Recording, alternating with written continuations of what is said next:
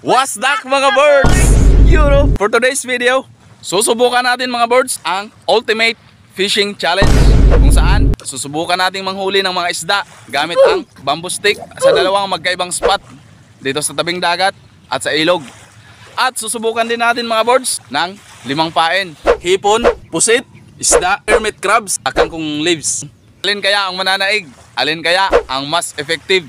At syempre mga birds, di mawawala ang food trip pagkatapos nating mag-fishing. Let's go! Yan o. Tingnan nyo naman mga birds.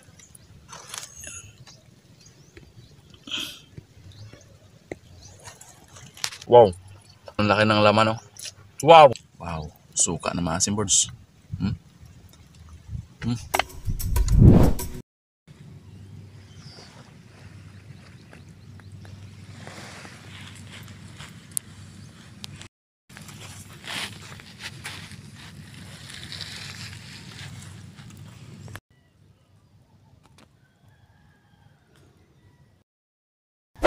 Yon mga birds, sisimulan na natin i-assemble ang ating kagamitan, ang ating mga tools na gagamitin para sa ating Ultimate Fishing Challenge mga birds.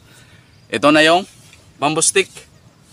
At meron tayong nylon, meron tayong kawil, at yung pain natin. So available na yung 4 na pain natin mga birds. Meron tayong kangkong leaves birds, meron tayong hipon, isda, at saka pusit. At ang kulang na lang mga birds ay hermit crab or umang. So matatagpuan natin yan dito sa ilog o doon sa dagat. Yan, dahil andito tayo malapit sa ilog at sa kabila naman ay dagat. Tara, hanap tayo ng hermit crab or umang.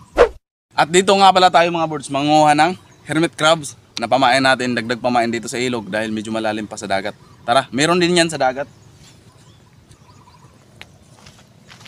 Ito mga birds oh. Ito mga birds oh. Yan. Kita nyo yan? Oh, yun oh. Yan. Ito yung magandang pamain mga birds sa pangangawil sa isda kapag nasa laot. Isa sa magandang pamain. Ito mga birds oh. Oh. Yan. Marami pala dito sa ilog. May 3 agad.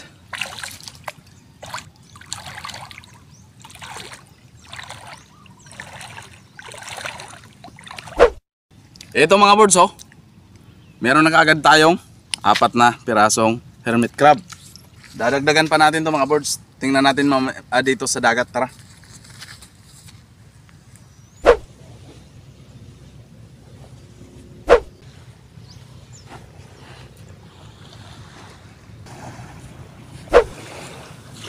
Medyo malalim pa mga birds oh. Pero kapag malaki yung ibas, maraming ganito mga birds. Ito na mga birds oh. Yan. Kung napapansin nyo mga birds, iba-ibang uri ng shell ang pinapasukan ng hermit crab. Ito, ibang uri ng shell to. Iba din to. At iba din to. Ang mga hermit crab kasi mga birds ay wala silang sariling shell. Bali, ginagawa nilang tirahan ang mga iba't ibang uri ng shell na wala ng mga laman. Depende sa kanilang laki at preference kung saan sila papasok. Yun mga birds, kompleto na mga birds ang ating pamain. Nandito na. Yan. Hipon, pusit, isda, mga hermit crabs, at ang pinakakaiba sa lahat, kangkong leaves. Gagayatin lang natin to mga birds.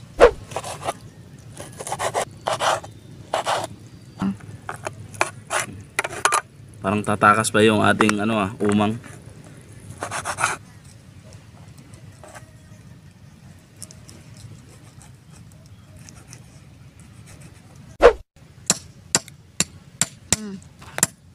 Mga birds, kailangan lang natin basagin itong shell ng ating hermit crab o yung umang. At ito nga pala birds, ang kanyang laman oh. Yan. Yan oh, ang laman. Tapos ko nang ma-prepare yung ating pamain. Yan. Ang susunod natin gagawin ay lalagyan natin ng tansi sa dulo ng ating bamboo stick mga birds oh. Ganyan lang. Yan birds oh.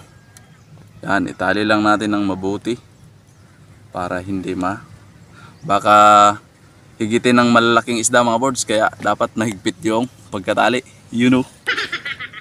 Tingnan nyo birds oh, tatakas pa yung ating yung umang natin. Ito naman yung kawil natin. Ganyan lang pagtali mga birds ng ating kawil, oh. Gagawa lang tayo ng pabilog. Pabilog na naman ang buwan. Yan, iikot natin itong kabila. Ganyan birds, oh. Yan. Tapos hihilahin natin itong dulo. Yan na birds. Oh, nakatali na yung ating. Ngayon na mga birds, ready na tayo. Subukan na natin itong mga birds. Unang subok natin mga birds ay dito tayo sa ilog dahil medyo malalim pa sa dagat. Ang tanong, alin kaya ang mas effective? Alin kaya mga birds ang mananaig sa 5 pamain natin? At saan kaya ang pinakamagandang spot na makahuli tayo ng isda na pangulam? Para mapatunayan natin mga birds at para malaman natin, bibigyan natin sila ng tigli 5 minuto para patunayan ang mga sarili nila. You know? Tara! Ang una nating susubukan ay yung laman ng hipon. 2 spot natin, ilog at saka dagat. Ang tanong, nasa tamang spot ba tayo? O mali yung tools na ginagamit natin? Gaano ba tayo ka-effective? O di kahit tama ba yung tools na gagamitin natin? O nasa maling spot tayo? Malalaman natin yan mga birds. Yun. Sinimulan natin mga birds, yung hipon na pain ay 7:17. So, bigyan natin ng 5 minutes. Pag 7:22, ay papalit tayo ng pain. Ay, hindi lumulubog yung pamain natin. Lagyan natin ng pabigat. Lagyan natin ito. Pabigat, tulad nung kilala mo.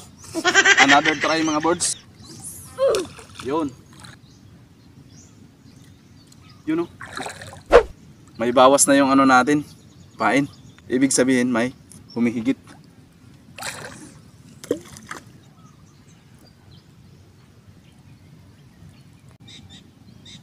Yung pain natin ay kaunti na lang. Palitan natin.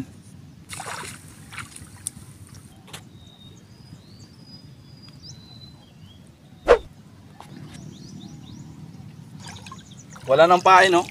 Ibig sabihin mga birds, gusto nila yung hipon. At tapos na yung 5 minutes natin sa hipon. Wala tayong huli. Pero kinain yung pain natin. Palitan natin mga birds ng yung medyo makunat, pusit. Ito mga birds, oh, yung pusit, medyo makunat. Tingnan natin mga birds. Makakahuli tayo sa pusit.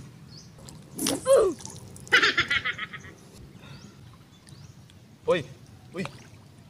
Oh, kinain na naman birds, oh. Wasak yung pain natin, oh. Tingnan nyo birds, oh. Kaso hindi na ano, hindi na lunok. Siguro malaki yung sima natin. You know?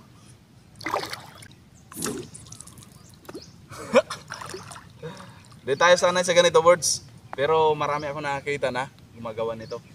Lalong-lalo na dyan sa dagat. Nakakahuli naman sila mga birds. Mga birds parang may nagpaparamdam, oh. Unti-unting kinakain yung pain natin. Oh. Humigpit yung ano natin, tansi. Yun. Ay, wala. Hintayin na lang yung natira. Ano kayang isda ang kumakain dyan? Panibagong pain, panibagong pag-asa. Sana makahuli tayo. Parang nakakatakot mga birds kapag ginanon mo, kaya ganito na lang. Mga birds, hinihigit, oh. Wala nang pain birds. Parang maubusan tayo nito ng pain birds. Wala yata sa kondisyon yung ano natin. Yung kawil natin. Birds, subukan uli natin.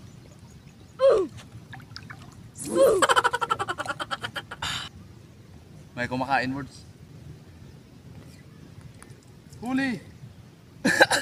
Birds, huli, oh. Mga birds, oh. Kala kong ano yung kumain. Ano naman pala to? Puffer fish. Yun, oh. Butiti mga birds. May butiti din pala dito sa ilog, oh. Ano? Lumulubo siya mga birds kapag nakakahigop siya ng hangin. Ginagawa nila to. Siguro ito yung defense mechanism nila na lumulubo sila kapag hinahawakan or kapag nakaramdam sila ng threat ay lumulubo yung kanilang tiyan para ma-expand yung kanilang katawan. Kasi yung kanyang yan birds, oh. Yung lumulubo niya na tiyan ay may mga tinik. So defense mechanism siguro niya to mga boards. Para magmukha siyang matapang at malaki. Yun. Ayon lang sa aking sariling pag-unawa mga boards. Pakawalan lang natin to dahil hindi naman natin to pwedeng kainin. Para hindi na siya bumalik. So, 1 point para sa ating pusit. At tapos na yung 5 minutes, palit tayo ng pain. 1 point. Ang susunod nating ipapain ay yung hermit crab. Pero mga birds, oh, sa limang binasag ko na hermit crab ay 2 na lang yung natira. Tumakas yung 3 mga birds. Hanap na lang tayo uli mamaya. Ito yung ginagawang pain birds, oh. Yan. Grabe naman, tumakas pa. Iniwan tayo ng 3 hermit crab natin. Kaya tara, subukan natin. 1 point para sa pusit. Tawag nga pala nito dito sa amin, sa native dialect namin mga birds, ay pamalakwit. Ito naman ang tinatawag na balakwit. Oh, wala na. Wala nang pain. Baka tumakas din yung hermit crab natin na pain, oh. Wala na birds. Bagong pain birds, try natin uli. Ganyan lang, oh. Yun. Ito yung traditional na paraan mga birds ng pamimingwit. Mga birds, may humihigit na naman. Sana hindi yung putiti. Mga birds, so hinihila yung ating tansik.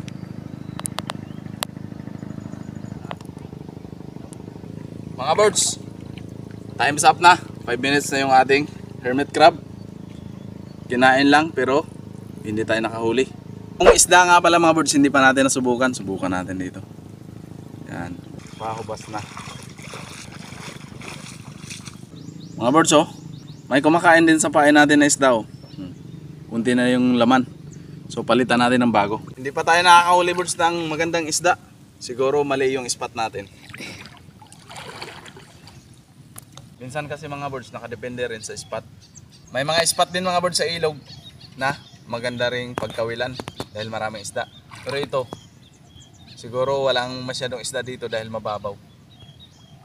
Pero may humigit naman. Parang di tayo mga birds makakaulam nito, ah. Yun. Uy. No. Oh. Kala ko jackpot na birds. Yun, oh. Oh, lumulubo na naman mga birds. Ibig sabihin, siguro takot yung mga isda dahil merong butiti, you know? Pangalawang butiti na yung nahuli natin. So mali yung spot natin. Pakawalan na natin birds. Si popper fish, oh. Huling subok natin, kangkong leaves. Alam nyo ba mga birds na ang kangkong leaves ay paborito ng mga istang tabang? Tulad ng tilapia, yung mga hito, at saka yung ibang uri ng isdang tabang mga birds ay kumakain sila ng kangkong leaves. Subukan lang natin. May mga tilapia din naman kasi dito mga birds. Ang part na to ay brackish water na to. Dahil nagtatagpo dito ang tubig tabang at tubig alat. Kapag kinain pa ng butiti yung ating kangkong leaves, grabe naman. Dalawa yung huli natin. So ibig sabihin, 1 point para sa pusit at 1 point para sa isda. Pagkatapos ng ilang minuto mga birds, walang bawas yung kangkong natin. So palatandaan lang na hindi sila interesado sa kangkong leaves. Subukan natin sa labas. Tara. Ito yung natira nating pain mga birds, oh. Subukan naman natin doon sa dagat. Subukan natin mga birds ang hipon. Yung hipon kasi mga birds ay paborito ng mga isda sa dito sa dagat. Kasi manamis-namis, you know. Para sa ating hipon.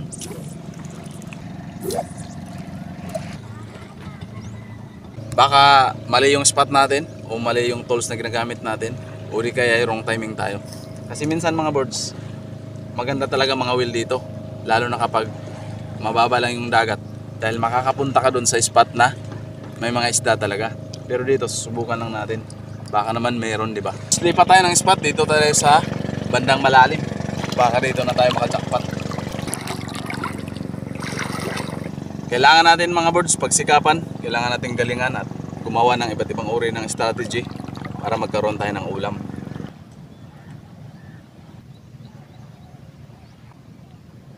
Yan na yung pain natin birds, oh. At tingnan yung view natin mga birds. 360. Ganda yung view natin pero wala pa tayong huli.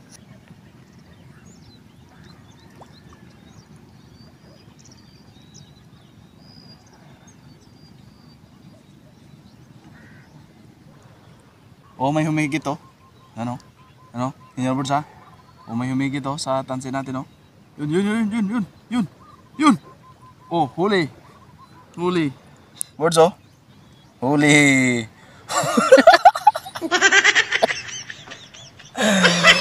Ba't patay na tong huli natin?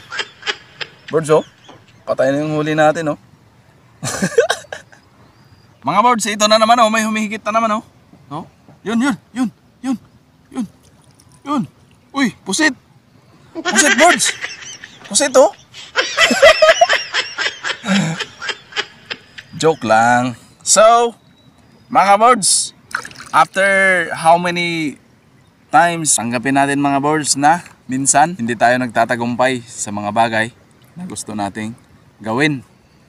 Kasi baka hindi pa natin mali yung timing natin. Pwede ring mali yung tools na ginagamit natin.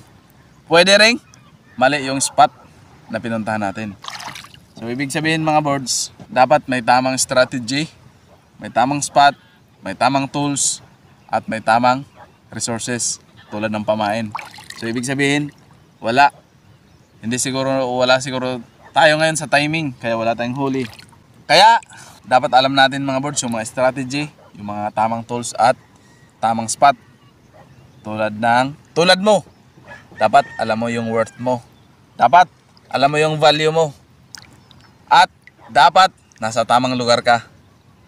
At sabi pa nga ng mga ilang mga successful na mga tao, know your worth, know your value, surround yourself with the right people, with the right mindset para magtagumpay. You know! Pero hindi pa tayo matagumpay mga birds. Pero may mga bagay na tayong napagtagumpayan. Hindi naman ibig sabihin na ang ibig sabihin ng tagumpay ay malalaking bagay na kagad. Maraming pera, maraming ari-arian. Hindi yun. Para sa akin, yung tagumpay ay kapag may nakamit kang mga bagay, maliit man yan o malaki, at napapasaya ka at kontento ka, yun ang tagumpay para sa akin. Let's go! Mga birds, ang tanong, susuko na lang ba tayo? Ang sagot ay hindi. Dahil catch and cook tayo mga birds, dapat makahuli tayo. So ang gagawin natin, manghanga tayo ng mga alimasag kami at maghahanap tayo ng mga shells. Tulad nito mga birds, oh, dapat hindi tayo sumuko. Si Mrs. may naapaka na alimasag dyan sa kanyang paa. Ano? Kunin natin. Ito. Yan birds, oh. Tamang-tama. Meron siyang naapakan na alimasag. Sabi. Tingnan natin. Tingnan natin mga birds kung alimasag nga na pwedeng kainin. Kukunin ko mga birds. Andito sa kanyang Sa kaliwa. kaliwang paa. Sabi niya. Labad, Okay. lab. Tingnan natin. Ray. Uy, malaki. Sige. Buyan ko? Oh. Oh, tama. Malaki birds.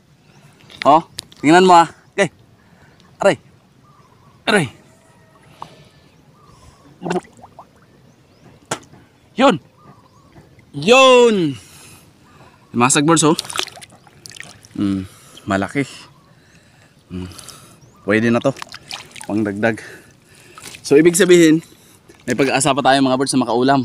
Meron na naman ako napakan dito. Hawakan mo. Malaki-laki to. Medyo malalim.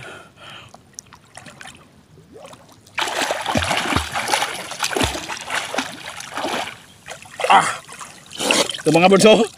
Blue crab oh. Yan. Ibang uri ng alimasag din to. Oh, mataba siya. Oh.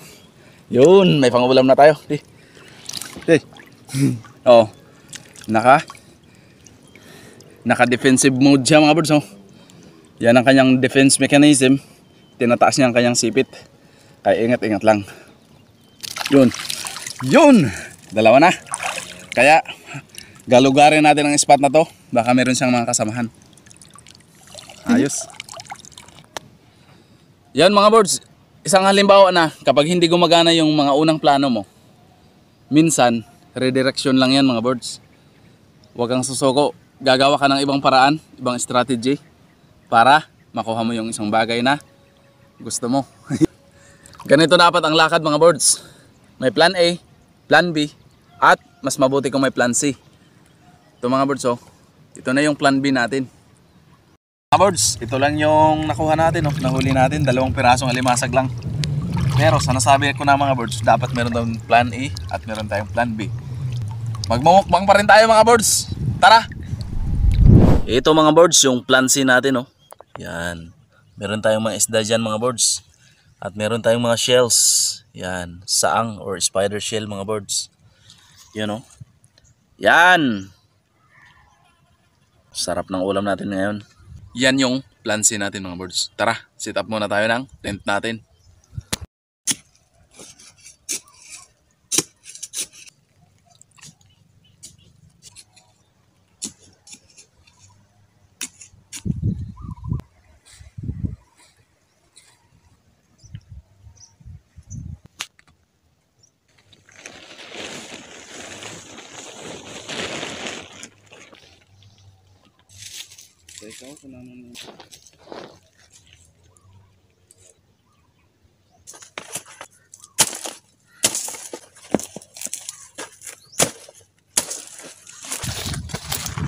Sibak tayo mga birds ng mga kahoy. Magluluto tayo mga birds. Dahil nakakagutom na.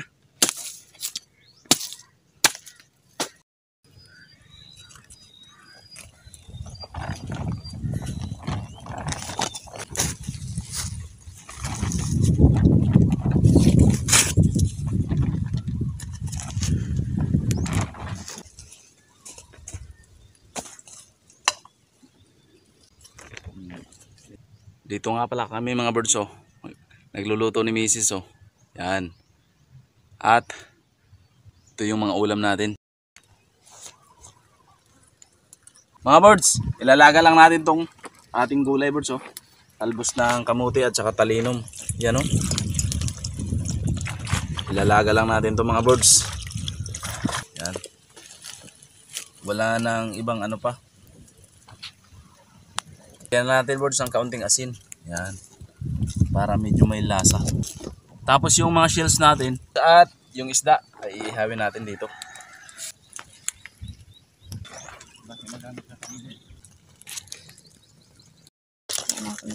Dahil wala tayong pinggan, yan yung gagawin nating lalagyan ng ating pagkain. Gagawa tayo ng salidang mga birds. Gulay check mga birds. Yun, oh. Yan. Hindi na natin kailangan tong patagalan dahil dapat lang yung half cook lang mga birds, oh, para mas masustansya at masarap. Ihaw tayo ng spider shell or yung saang mga birds. Yan. Yan mga birds, oh. Ihaw. Yan. Mga buhay pa yan birds. Yan birds, oh, napakaganda ng ating spider shell or locally known as saang mga birds. Yan. Wow.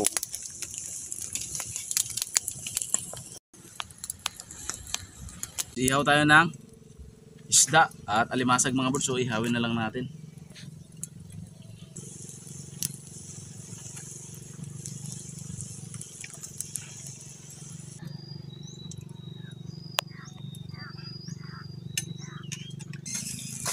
Sarap ng ulam natin ngayon mga birds, oh. Wow. Lahat inihaw. Balik rin natin birds dahil luto na yung kabila. Nagkandalaglaga na yung mga nihaw natin na isda.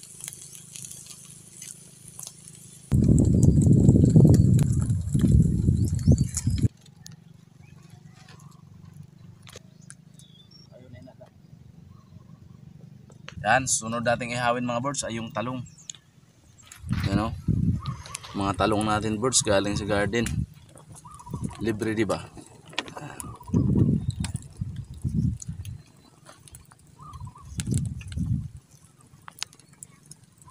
Ihaw na rin tayo ng sili.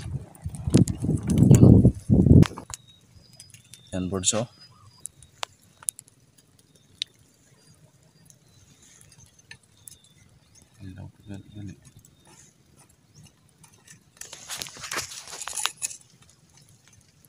Dala pala tayong tuyo, oh. Yung isdang liwit. Tuyo yan mga birds. Kaya marami tayong ulam kahit wala tayong madaming huli. Yan, oh. Yan. Mag-ihaw tayo ng ilang piraso. Mga birds, luto na yung mga pagkain natin. Ito na yan, oh. Yan. Mula dyan mga birds, oh, sa ating sausawan, talbos ng kamote at talinom, inihaw na isda at alimasag, mga spider shell or saang. Meron tayong talong na inihaw, kamuting kahoy at saging. Yan mga birds. Kain tayo mga birds. Let's go! Yan. Kayo na mga birds ang umusga kung gaano kasarap yan. Meron tayong kamuting kahoy, saging, inihaw na talong, spider shell, saang, mga isda at alimasag. Yun o. Yun o. Food trip malala mga birds. Yan o. Tingnan nyo naman mga birds.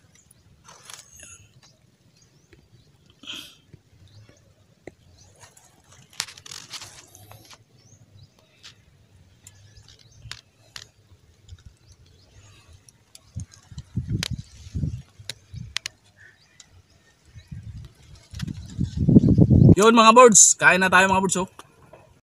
Napakasarap oh. Hindi pala nakaplay yung video. Saang birds, napakasarap.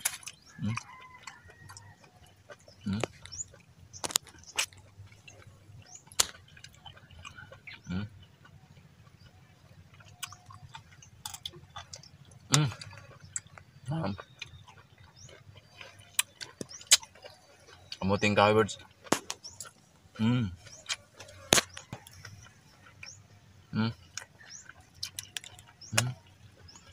Wow.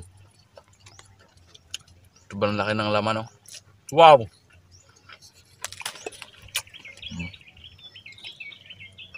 Yan. Saan bro mga birds? Grabe, sarap mga birds. Napakasulit ng ating anghang na sausawan no. Wow. Napakasarap birds.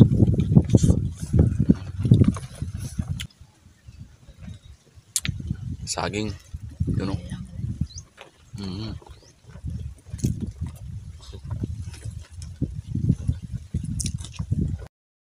Mga birds o.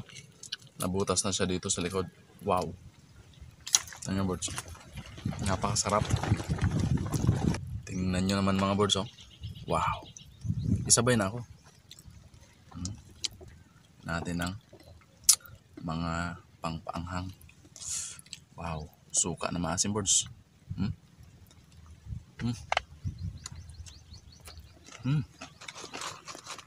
Saging. Ipon.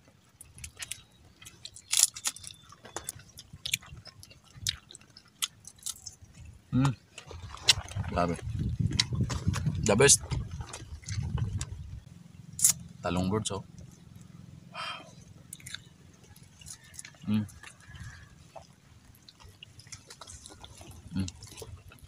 Liwit. Yan. Tap. Talbos.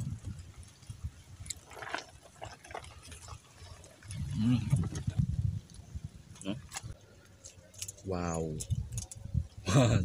Sarap birds oh. Nakikin mo ako na ibang pagkatilo. Grabe yung taba mga birds oh. Ang alimasag na nahuli natin. Natin ang birds ng suka. Wow. Sarap na ito.